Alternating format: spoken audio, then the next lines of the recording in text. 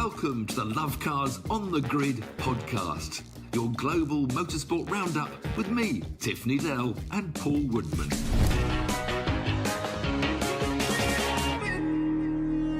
Welcome to Lovecars on the Grid, where, as always, we go around the world looking for the most entertaining motorsport from last weekend, whether that be the World Championship Sports Cars in Qatar, World Motorbike Championships in Thailand, IndyCar in St. Petersburg, or NASCAR around the Qatar Grand Prix track. Well, most of it, at least. But first, a look back at what we learned from F1 testing. I'll tell you what we're going to do this week as well, Tiff, because for typically not the most exciting championships we're following, ball very worthy. So we'll do it in excitement order, and you can choose. But let's have a look at some Formula One testing first. Did it really tell us much in Bahrain? Yes, I've got some big notes here. We learned that it rains in Bahrain. I didn't know that. That's something new. We learned that floodlights can't be trusted, which we probably knew always. Imagine that happening in the middle of a Grand Prix. We learned that the van drivers out there can't be trusted not to go out on the track accidentally. And we learned that Lewis loves his Ferrari. Those are the main headlines. Oh, you say he loves his Ferrari, but he still said there's work to do. Well, they're all saying that, aren't they? And this testing, I know it's so frustrating, really. Because I sort of look forward to it like everybody, but then once you've turned on and watched them going out with their screens, their smoke screens, aero pod things on the back, and then they all go round and round and round, and then oh God, someone locked up a brake going into turn 10. We'll have a slow motion action replay. The poor old commentators doing their best to come up with facts, but we all know that in reality, you're not really learning anything. I mean, little things. I think McLaren. The statisticians go through and through the race pace, and they look at all the laps. And in general, it seems McLaren have got the best race. But Red Bull say they're still a bit unconvinced about their cars. It's really the odd quote you pick up on. But I thought Williams and Alpine are sort of catching the big four. They look to be steady. A lot of reliability. Nobody sort of had a lot of embarrassing breakdowns or anything, but you expect that. It's the fourth year of these regulations. Gone are those days, Tiff. Remember back, the 80s, 90s, all through Formula One. Well, next year they're doing what they did at the beginning of these regulations. They're allowing them to do their first day's testing. I think in Barcelona next year. They're already talking about the dates. Not start. They'll go to Bahrain as well. But it'll be under hood, no press and no lap times. They did that before because there was so many embarrassments. Aston Martin and Sauber still look pretty disappointing. No real progress. Racing Bulls are sort of in the middle of the pack. Haas were the confusing ones. I think Ocon come out with one sort of reasonable lap time towards the end, but they just spent all 3 days doing race distance by the looks of Ollie Behrman, 4 seconds off the pace. So, as always, unless you know what's going on, which only the teams do, nobody really knows. But it was good to see them out again. New drivers having a go. A bit of a fuss.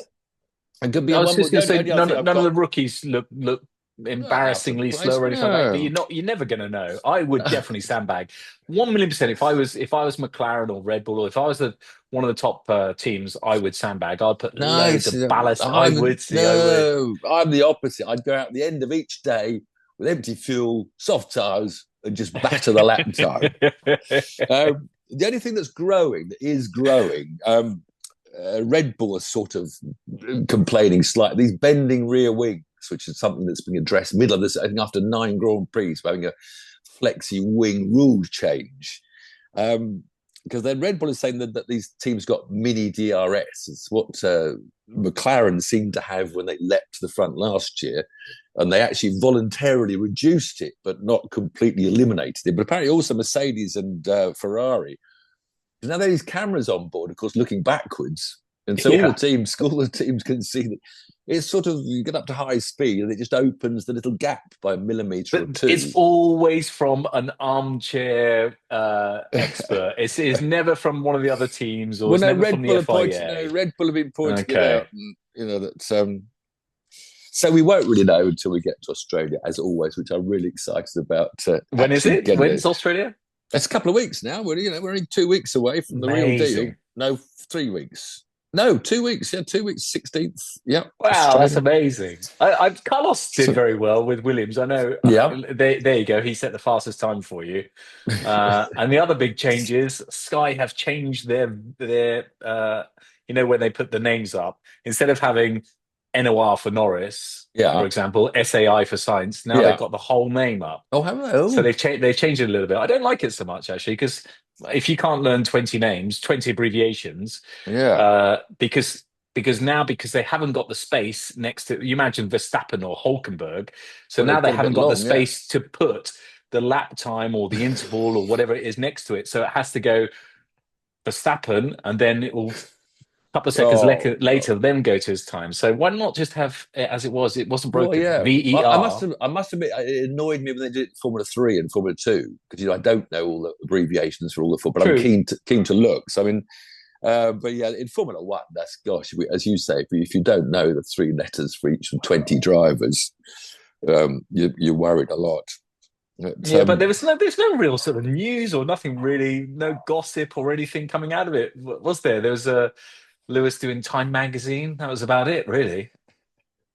Lewis in his Ferrari is great stuff. So yeah, we know So nothing except the top I four will. teams are pretty much the top four. Well, Alpine and Williams are sort of looking to join them. definitely McLaren on top. Well, say definitely. It looks like McLaren on top, and it looks like the Ferrari Lewis, like you have been saying.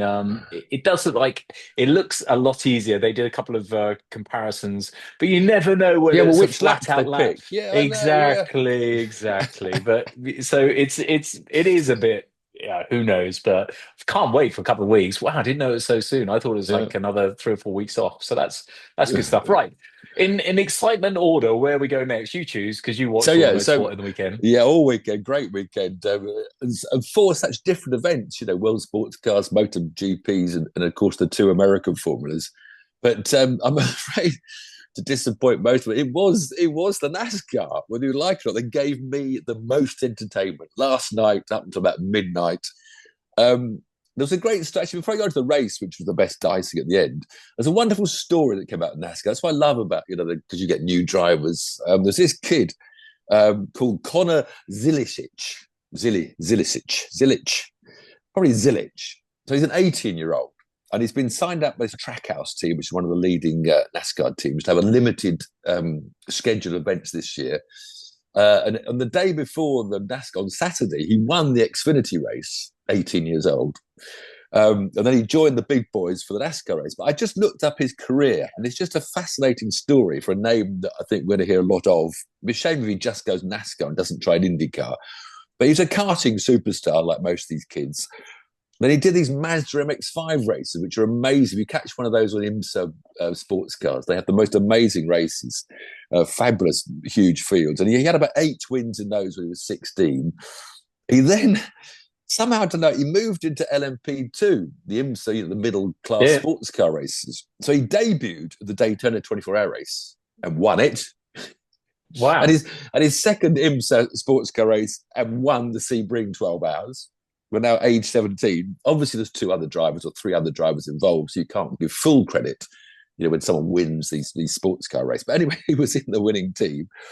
He then made his Xfinity debut, the second category of IMSA, a Watkins Glen road course, and he won that. His debut, age 18. He had a couple of forcing, a couple of oval races, and that was the end of last year. So he's been signed to this limited event. And then, turns up this year and wins at Kota. So incredible story of a kid he qualified 14th in the main race, but got taken out in the turn 1 crash that eliminated about 2 or 3 cars. Dropped down to about 30th, got up to 10th or something in this race, but then he got Suarez spun in front of him and got taken out. So that ruined his day. But just an amazing to come in and just win so much so quickly. Is very, very unusual, however talented you are. Maximum Verstappen-esque. I wonder where he'll end up going, what he'll end up doing, what he wants to do. It sounds like he can do whatever he wants, really. Yeah. Well, he obviously enjoys road courses. It's a shame if he goes off, and he probably wants to be a NASCAR driver because that's the big thing. But I'd love to see him have an IndyCar test or something. Well, I was going to say, you just said that NASCAR is a big thing, but is it? When you've got Indy or even Formula One, if you've got that type of ability, I know single seater is very different. Yeah, yeah. I don't know. I imagine. I suppose. Yeah, a lot of the NASCAR drivers did want to. They tested Grand Prix cars, didn't they? Did good lap times. Well, you've got you've got Kyle Larson, doing Indy 500 and loving it. So, but I think once you get specialised, after you've done 2 or 3 years, you're a regular NASCAR runner. You're not going to. That's my whole point. Career. That's my whole point. Now's the time when he can surely make these decisions, and if he's that good, Zach Brown or somebody's going to say, "Come and have a go at somewhere." Yeah. Even if it's Formula E, no disrespect to Formula E, but even if you're in with a team like Porsche or not Porsche, they don't do any other single seat stuff, but McLaren. Interesting where that will go. So Connor Zilicic is the name, and he's American. Yeah, American boy. So anyway, go to the event itself, 95 laps, 3 hours around COTA, the Grand Prix track. But they don't do many road tracks throughout the year. Most 3 or 4 now. Yeah, about 3 or 4. And it's not the full COTA. Well, they chopped it in half. They chopped off a top quarter, which I think made it a better racing circuit. So there's huge long straights. They went halfway through the amazing turn 2, 3, 4, 5, 6 S's. And then did a very sharp left and a sort of narrow alleyway and rejoined the Grand Prix track in the middle of the main straight. But 3 hours, it's 3 hours of exhausted Jenson Button. So it's a tough old race. Jenson really gave up through fatigue a couple of years ago. It's a long race. As I said, you want to follow it, record, maybe you'll catch up and have a cup of coffee when the pace cars come out. But it was Kyle Busch that was the dominant feature. He was always sort of in the leading pack.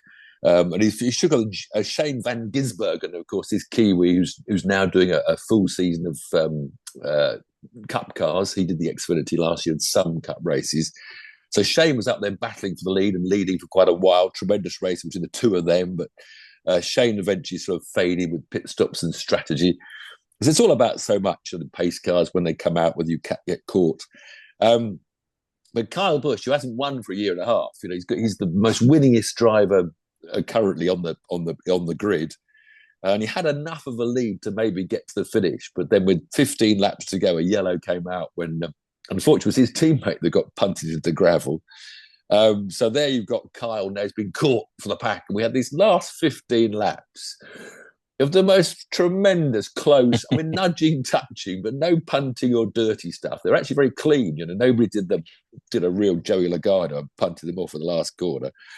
But by now, Kyle Busch's tyres had gone, and then he got clobbered. They went side by side through turn 3 or 4, these really fast, those opening S's, but they touched badly between Christopher Bell, and it put Kyle's rear linking out of shape.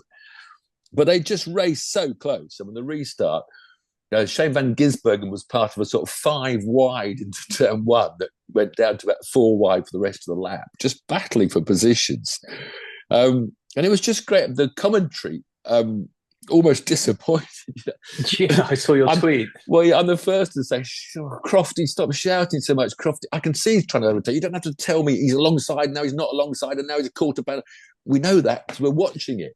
But we've got this expert, the former champion, Kevin Harv, who's so knowledgeable, but he never gets excited.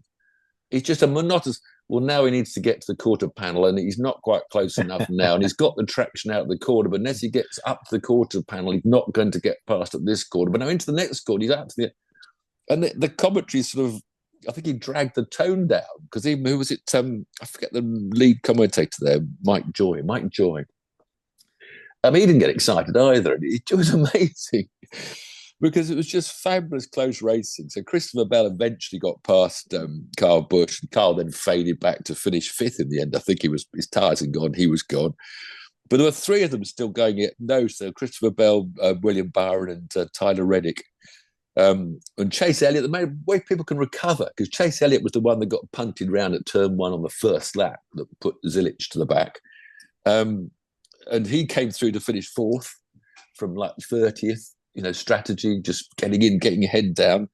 Van Gisbergen ended up sixth. So it was just the last 10 laps with just brilliant motor racing with lots of touching and, if you're not touched, but no dirty full. And of course, they were using not just the Grand Prix track, but of course, all the runoff at various corners where they don't care. And as long as that's the same for everybody, I don't care either. Those runoffs, they're built for safety reasons to stop, cars being too close to barriers. That's why they're there, so a car can recover. But if they don't mind hitting the wall a bit harder, by going closer to the barriers, then let them do it.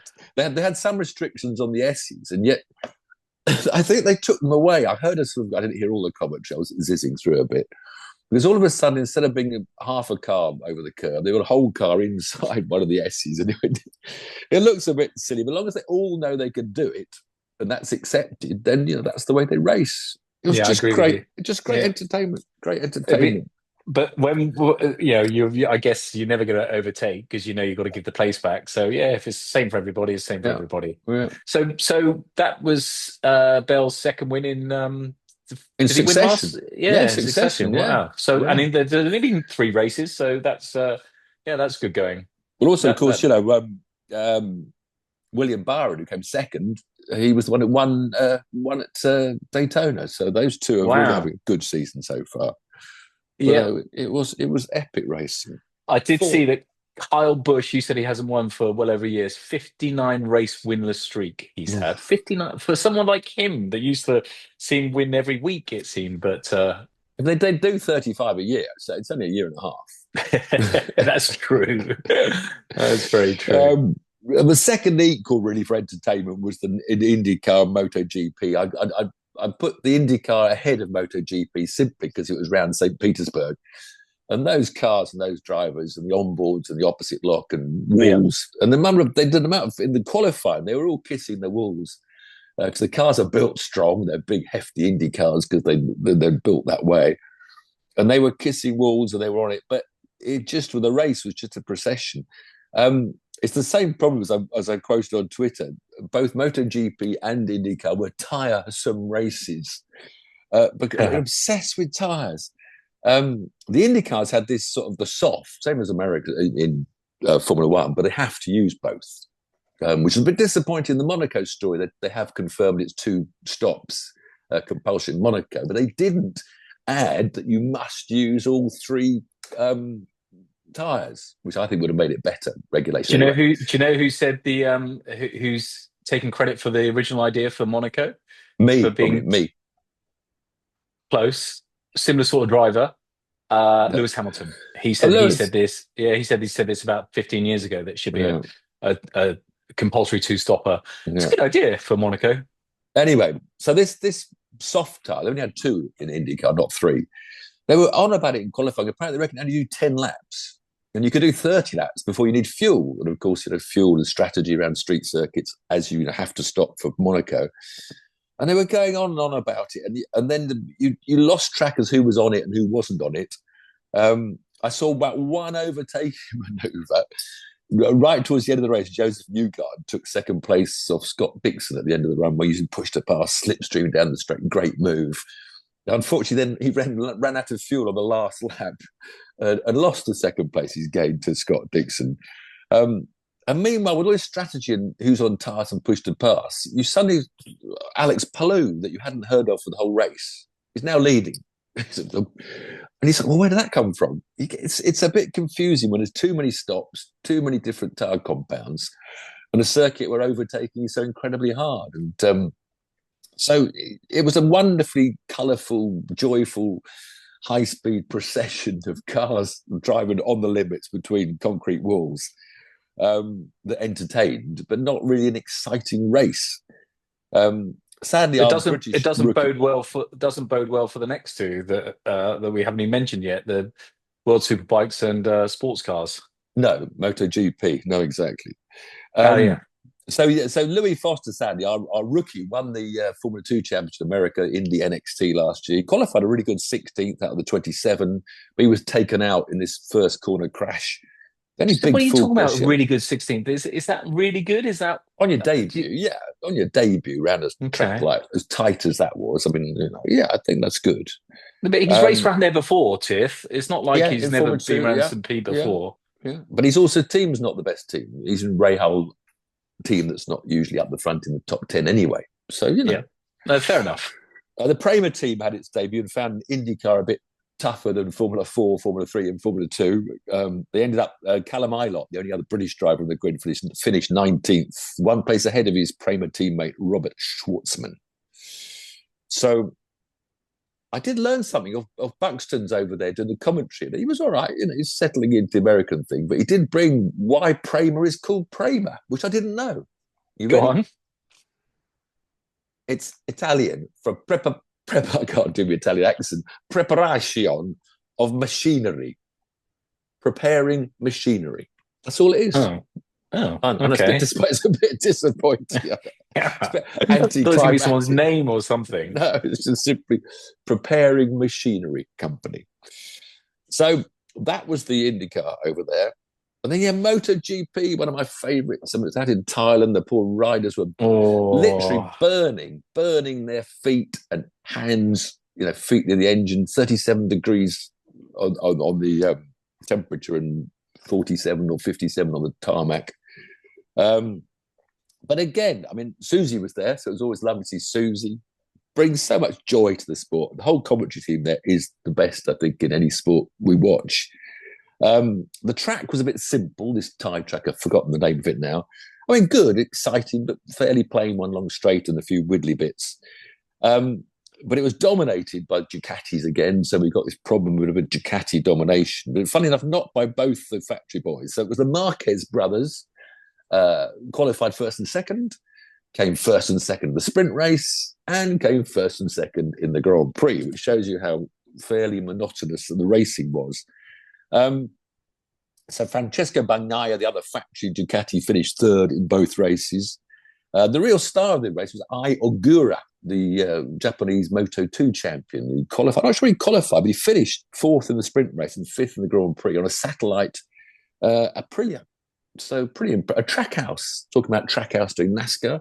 Track house also doing MotoGP. But it was all about the tiresome tires. Because they have this minimum tire temp. We all know that all Formula One had this problem many years ago. If the lower your tire pressure, the better the grip you've got, but you might wear your sideballs out and have an exploding front tire. So I'm not sure I complete facts. I think I've got this right. So basically, you have to do 60% of the Grand Prix with your front tire over 16 degrees, above 16 degrees. But you want to keep it as low as possible if you can, because that gives you better grip. Because apparently, we're talking 16 degrees or 16 PSI. PSI. PSIs. Glad you corrected me. I'm glad you're listening now.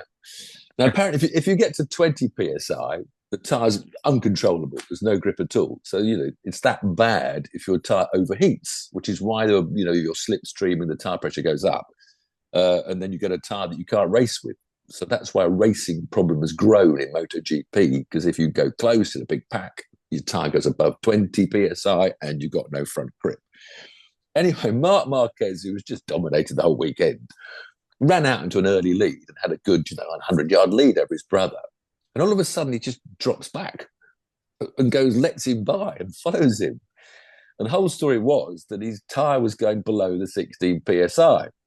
And so he'd done too many laps already below the limit. So he dropped back to follow his brother to heat his front tire up again. So he can manage the requisite 60% of the race with a PSI above 16 and then quietly overtake him with 2 laps to go and blitz off and win the race. Wow. So tire pressure wise, what did you put in things like Formula Ford? What do you used to put in there? I can't remember. Sort of 18s, sort of 18, 17s. Group C, can you remember what they put in there? I can't remember at all. The man, no. Shouldn't remember these things. Yeah, I thought you would. Of all the people, if this was too long ago now. You got to bet £1 million who could tell you the tire pressure of their race cars. It would be you or Freddie Tiddix. Anyway, my memory's gone. But it was a boring procession. That is the whole problem. Who came? Who is it? So yeah, Pedro Costa, of course, fell off. The usual Pedro. Well, it's not the usual Pedro, is well, it? He's been falling off all last year because he's riding a KTM faster than any other KTM, and he's just pushing it. And he was questioning after it just folded under him, turning into the long term one corner. I think and he rode it on him, sort of held onto it, then got back up and came back out again. But he wants to ask KTM why my tyre and just fell away. They don't understand. It's very strange. So that was Pedro out. But yeah, I suppose the big story is Ogura. Marc Marquez back on the factory bike, dominating the weekend. Brotherly. I think his brother Alex Marquez has got a lot quicker, having spent last year with Marc as his teammate. I think, because Alex was very much not as quick Marquez, but he seems to have really come into good form, having had a good year last year on this Gresini satellite. So that was in Moto2, the Spanish 1-2-3 procession. Have you ever Gonzalez ridden a bike around a track? Yes, I've been around a track. I've got my knee down, and then I got my bum and shoulder down, and everything down. Did you fall down? I had one track day. It was an amazing thing because Neil Mackenzie was there. I had one of the passenger rides on the back of Neil Mackenzie to give me a startling insight of what it's like. But it was a Honda day, and we were doing this for fifth gear. And we had a Honda rider there leading us around. But I just learned so much. I only had this one day, but he led us. He was quite impressed with how close I can stay on the tighter bits. But when he went down the Craner curves, I learnt about the gyroscopic effect of motorbike wheels. Because when you go, the faster you go, the more the gyroscopic effect is. And what that does is actually make the bike go vertical. So all the time your wheels are trying to keep the motorbike vertical. And therefore, the faster you go, the more that effect is. So when I went to the Craner curves, I'd lean in. But then I've got to go left. And I sort of tried to go left, and it would understeer, as I'd call it. I'd miss the left-hand turn while this professional disappeared down the hill. You then realise that the faster you go, the more aggressive you have to be your body to counteract that momentum that's trying to keep the bike upright. So it was just a fascinating insight to these things. And then I get on the back of it with Neil Mackenzie. Nuts. And you realise how heavy they break. This is the biggest thing, because he made me hold one hand around his waist and the other hand on his back. So that's how he liked his passengers to be. I think other riders do it differently. So when I realised how heavy they break at the end of the straight, my whole weight is going on his back. And I think his arms are now taking his weight and my weight. And he had this trick at Donington down the straight. There's a little slight hump. I'm not sure it's still there, but there used to be under the Dunlop Bridge was there. And what he'd deliberately do there was to pick a wheelie up at 170 bloody miles an hour or whatever.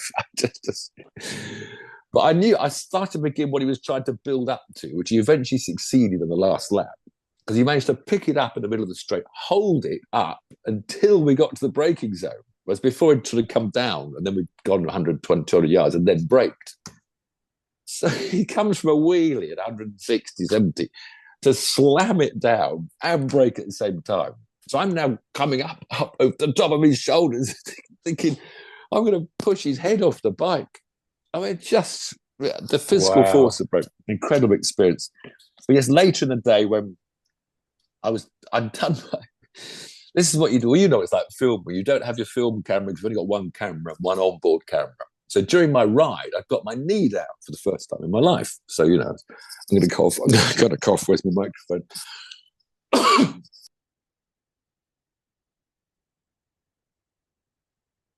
You're on mute.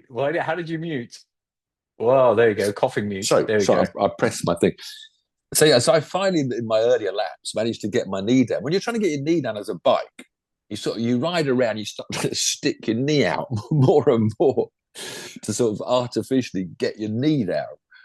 And eventually when I was just driving fast and concentrating on riding and leaning over more and more, all of a sudden I realized, hold on a minute, my knee's down, without attempting to do it.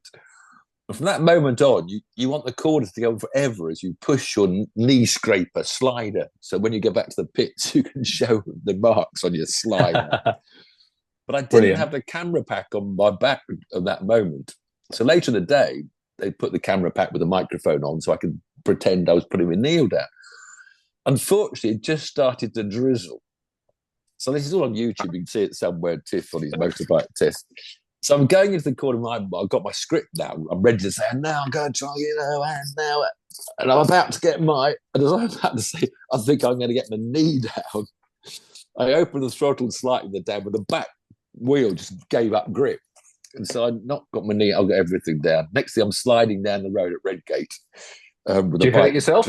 No, it was quite enjoyable, actually. Once you're down and sliding along, it's like, when you're a kid going down a hill in a toboggan or something. So Redgate would have been about 50 miles an hour? Yeah, probably about 50 miles an hour. And the bike goes ahead of you when you have a low side, so that's worrying. But you imagine a pack following you, a pack of bikers following you. Oh, that's scary. Good times. We won't talk about the time we were filming the Indian and you had a little off as well. We won't tell the viewers about that. No, I don't. It leant over. No, I won't tell the listeners, the viewers, that when I went on one of those Yamaha days, they said, "Okay, ride around the car park so we can see what sort of standard you are." And I'm riding around the car park, put my foot down, and the car park's like that. I just tipped straight over before we even left the car park. Well, we'll tell the Indian story now. We better tell it now because well, I'll tell the story. We were filming Morgan Three-Wheeler and the Indian. It's on YouTube. It's a great little video, and they're both V-twin engine. I'm in the Three-Wheeler. Tiff's on the Indian. Says, "Well, I'll just go for a quick spin. I haven't been on a bike for a long time, so I'll just go for a quick spin, make sure I'm familiar with it." You can take over from here because you went to turn around and come back. And you didn't quite realise how heavy the car was, the bike was, and you were on It was a small driveway to turn in. So I turn in there. I couldn't drive it around. It was just, I knew I had to sort of push it around. I think it was when I was pushing it back because I did sort of one bit of a turn, and I'm trying to push it backwards with my feet, and then I put a bit of lock on because I wanted to turn the bike to go the other way, and it just fold. Which I'm sure every biker knows that load, if you try to push backwards and put lock on, so down it went. Luckily, it had those great big sort of sidebars on it, so it sort of stopped on the sidebar. So I thought, oh, nobody's looking. I'll quick pick it up and ride back. I went to try to pick it up, and an Indian motorcycle is like the two-ton tractor of motorbikes, and I couldn't pick it up. I could not pick it up. I'm looking at the watch. I was thinking, God, you'll be wondering where I've got to. And all of a sudden, this van went past. I sort of waved at it, and this bloke got out. And the first thing he says, "Oh, you're Tiff Needell, aren't you? I know who you are." I said, "Yeah, forget that. Can you just help me lift that? I'd love to know where he is now." I said, please just help me lift his bike up." So I lifted the bike up, and I meekly returned to you. Oh, nothing happened at all. Have you still got that leather jacket on your seat? Oh, yeah. Look. Oh, there we go. Indian motorcycles, all the gear, no idea. Hey, look at that. That's nice. What a jacket, eh? Indian motorcycle jacket. That's really nice. That was a good day. Good film. On YouTube, available on YouTube. So where were we? So back to MotoGP. Jake Dixon, who's got his new team. He was hoping this might be the team that got him to the front, but VDS team he's with now. And with payment, things all gone wrong. What's she doing now? I follow Kyle and Tommy now after we met them on Instagram and whatever, and they're just out messing around and saying, well, they're not messing around; it's their job. But and you saying about you going down and touching your knee, my goodness, it's the angle that these boys ride at is just nuts. It's nuts. They got everything down. They got elbow and putting it in because they want to go further down. Well, Scott really put his head down once, scraped his helmet deliberately just to show people he got his head down. Really? Wow. So Moto3, where we've got two little riders. But again, Moto3 was dominated by Spain. Spain won every Grand Prix. Jose Rueda won the Moto3s. Scott Ogden, who's left the Honda team, is with the British Honda team, has got a new ride on the KTM, qualified fourth. We've always known the sort of speeds there, but it's his racing. Once again, Saturday, he actually made a good start, got into the braking zone for turn one in fourth, came out of turn one in ninth. And then he got pushed back to about 13th. But he's on the back of the lead pack. But he just never seems to get involved. These other kids keep on going up to 5th and back to 9th and up to 5th and back to 9th in this pack. But he just seemed to stay on the back. But they were all falling like skittles, the Moto3 children, on the first weekend out. And he got up to about back to 4th, I think, Scott. And then he dropped back a bit. And he was taken out on the last corner of the last lap when he would have finished 4th or 5th. I think he would have finished 4th, which would have been a tremendous result for him. But his lap never seems to go his way. Whereas Eddie O'Shea, who's still with that same team, I forget the name of the team, qualified 18th out of the 26, which is good for him. He's still a rookie. And he was taken out on the first lap. So our British boys went out on lap 1 and the last lap. But hopefully Scott's going to get his racing mojo going. Now he's got a KTM underneath him. So that was the MotoGP out in Thailand. And finally, the least really entertaining. I mean, again, but I love sports car racing. That was my whole career. It was 10 years, 14 Le Mans. But they go to Qatar. And it's just the most featureless track. Just had flat. Nothing about it, did it? The whole it just thing turns had and nothing turns about and turns and turns. So you see these prototypes stuck behind another prototype. You can't overtake anywhere. They come to the long straight and both have got similar power and similar drag, and they haven't got any DRS or any, And it's just, and there's no crowd there. And I saw the opening ceremony. I was just looking at it earlier. I hadn't seen the video. I hadn't watched much of the race. And they got all these, national anthems and royalty and everybody on the stand. And they took Tom Christensen out there, the great, brilliant, the lovely, lovely Tom. Mr. Le Mans. Mr. Le Mans. And they made him do a great drivers, start your engine. Well, not an American accent. Sorry, Tom, no, in his Danish accent.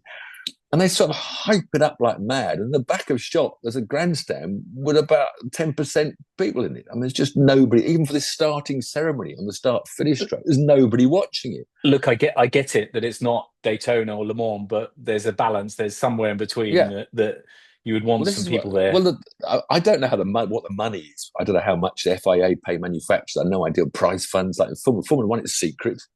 I'm not sure what these sports car entrants get financially, but obviously, they're in Qatar because Qatar pays a lot of money to the FIA or WEC. How do you spell Qatar? QATR. Stop putting a U. Stop putting a U in it every time you send me anything about Qatar. Qatar. So they buy, like in Formula One, they buy opening rounds and final rounds of seasons because, those are the big events and they want those big events in the Middle East. But I mean, the manufacturers, obviously accepting it, but whether they're getting money for being there rather than at Silverstone, which would have a packed crowd and lots of corners and lots of action and lots of enthusiasm. Because unless you've got a crowd, where the cameras go by, you feel that watching the film, the fact there's nobody there.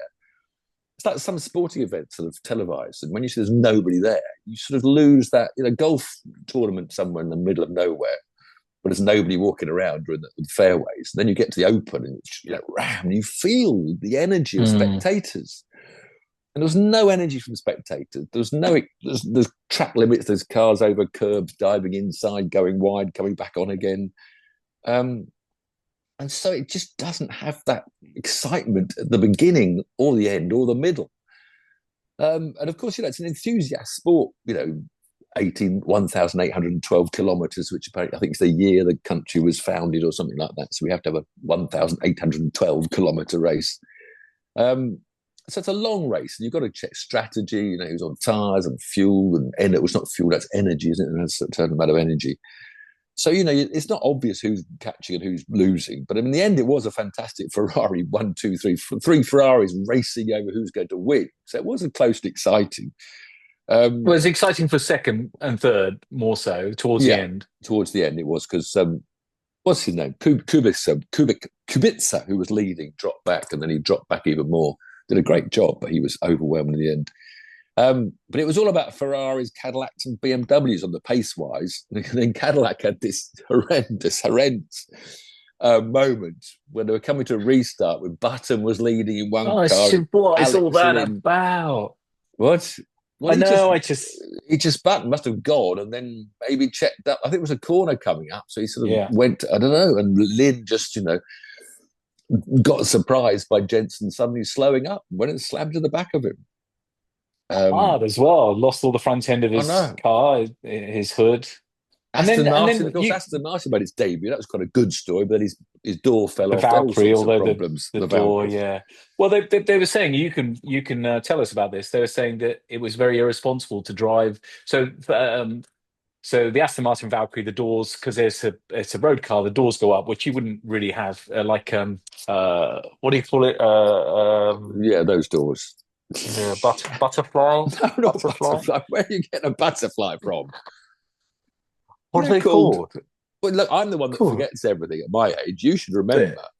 I thought they could. Anyway, the doors go up. They hinge from the roof and they go up because it's a road car, and you wouldn't have that on a sports car. But they said, the commentator said, that was very irresponsible driving. You just drove too fast. We know the door's going to come off. If you can't close it, which you can't never because you're so tight with your harness, you just got to get back to the pits and get them to close it and take your medicine.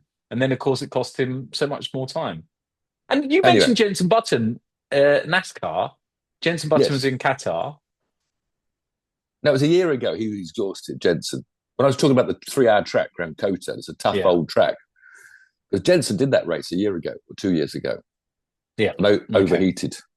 Just to avoid any confusion. So, I'm sorry to be disappointed. I'm getting the bloody things to Spa and Silverstone and Suzuka and Mexico or somewhere. I think you've got to have a proximity to the edge of the road sometimes. You imagine if you watch one world sports car film going around the Nürburgring or something, every corner it went around, they're so distinctive corners, would be a jaw-dropping thing to see the hypercar shooting through from the edge of that track to the edge of the other track, You can sense that sort of danger, the risk, the limit they're on. But when they're just one car's 2 wheels on the curb, the next one's 4 wheels on the curb, and you back off the curb and you chop the apex off a bit when you're overtaking someone. You much like testing really at Bahrain, when there's just one car there, it's just they don't look fast, they don't look impressive. I get it with Qatar. I couldn't put my finger on it what it was, but it just stunning cars. I mean, just I want, and the GT race was brilliant. They're all at it. I forget. I didn't write down who won it around that time. Cadillac coverage. The Cadillac one did it. Yeah. So it's great to see that. But then we haven't got any. Who's dropped out of Lamborghini? Because Lamborghini have dropped out of the world sports cars. You can't have a Lamborghini in the GT field because you only have the GT cars only match the teams that will enter the main class. Such a shame to lose. So anyway, I hate to say that. And I hate to say MotoGP was dull, but I hate to say IndyCar was dull, but they were just processional for various tiresome reasons. We're only saying it how it is. It's not like we want it to be dull or anything. No. We're just saying how it is. We're reporting throughout the world, throughout the weekend. That's what we do. Good, the bad, and the ugly. It's called moaning. Old man moaning is my most popular tweet whenever I say something. It's my opinion. And I want to enjoy my motorsport. I watch it all weekend. So we talk about it. But there's nothing on next weekend. So we're going to have a new plan, I think.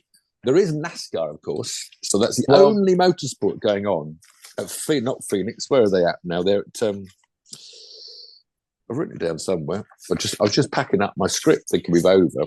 That's at Phoenix. It is at Phoenix.